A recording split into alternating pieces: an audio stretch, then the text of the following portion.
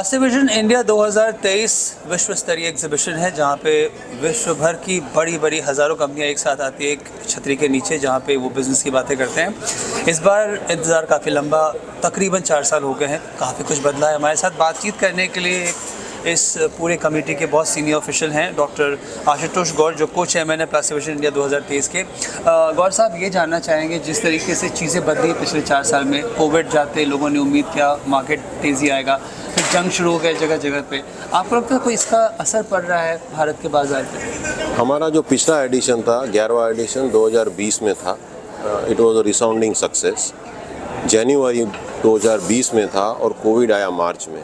तो कोविड तो आप सब जानते हैं कि पहला दौर आया, दूसरा दौर आया, और कोविड में प्लास्टिक ने बहुत बड़ा काम किया। आप मुझे पूछेंगे कैसे, तो plastics in medical and health care, आपके पीपीई किट्स, आपके मास्क, वो जाने भी बचाई हैं और कोविड होने से भी बचाया है। तो like plastic has been a saviour like.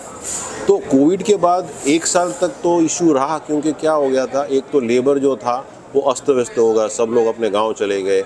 सो आपकी जो शिफ्ट्स रहती हैं, जैसे प्रोसेसर, हम लोग प्रोसेसर हैं, तो हमको ये 24 आवर रन करना पड़ता है। Without labour I can't run it. तो 12 घंटा तो प्रोडक्शन इफेक्ट हुआ।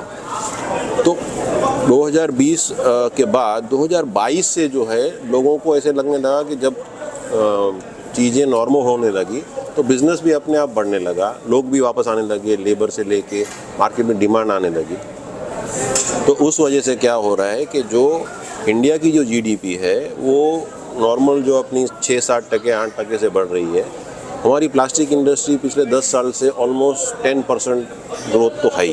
तो वो even during the Covid year that did not dip. So that was a plus point for अपने इंडिया के लिए।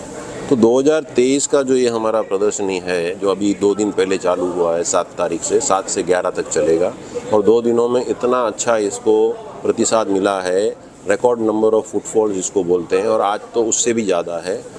इसका कारण ये है कि प्लास्टिक विजन एक प्लेटफॉर्म है जहाँ पे आपको लेटेस्ट ऑटोमेशन, टेक्नोलॉजी, मशीनरी क्या चल रहा है, वो आप यहाँ आएंगे तो आपको सब एक रूप में मिलेगा। कई स्टार्टअप पेविलियंस हैं, कई infrastructure Pavilion, medical in health care Pavilion, ये सारे अलग अलग किस्म के जो पेविलियंस हैं, उनमें उन सेक्टर की जो लगती वड़कती जो टेक्नोलॉजी है या पॉलीमर्स हैं या उसमें न्यू डेवलपमेंट है, वो सब आपको यहाँ पे अंडर वन रूफ देखने को मिलते हैं। तो ये एक। और दूसरा, प्लास्टिक की अगर बात करें तो आज से 5 साल पहले अपना जो पर कैपिटा कंजम्पशन बोलते हैं वो अराउंड 10 kg था। Today it is almost 15 kg per capita, जबकि वर्ल्ड एवरेज 50 है। और जो विकसित कंट्रीज़ हैं जैसे यूएस, यूरोप, वहाँ पे तो 100 के ऊपर है। तो इससे आपको पता चलता है कि कितना स्कोप है प्लास्टिक इंडस्ट्री में। चूँकि आपने पर कैपिटा कंजम्पशन की बात की है सर, ये काफ़ी संवेदी मामला भी है। लोग बात करते हैं इसकी इकोलॉजिकल फुटप्रिंट्स काफ़ी बढ़ रही है और कई कारणों से ये सेक्टर काफ़ी बदनाम रहा है।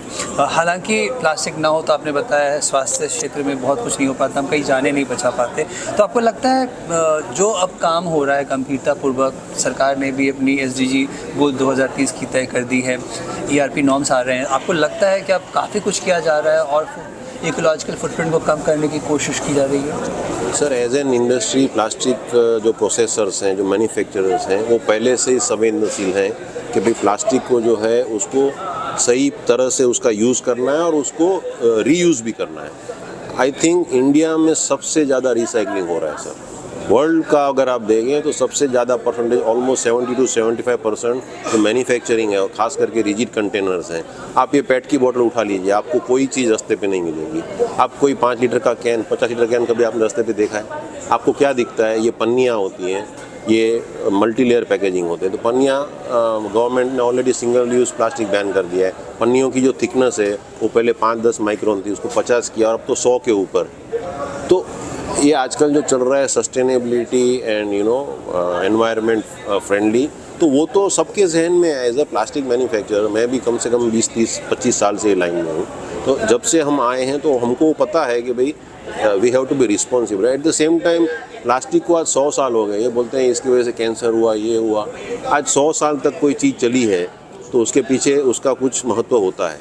जैसे मैं तो एक डॉक्टर हूँ, तो आप दवाई भी लेते हैं ना, तो उसकी साइड इफ़ेक्ट्स होती है, बट बिकॉज उसकी effects are better than side effect, I give you that tablet. तो प्लास्टिक के बिना आप जी नहीं सकते। मैं लिख के दे सकता हूँ you can take life out of plastic but you can not take plastics out of your life. तो और दूसरा प्रॉब्लम प्लास्टिक्स का नहीं है, प्रॉब्लम जो है लिटरिंग का है।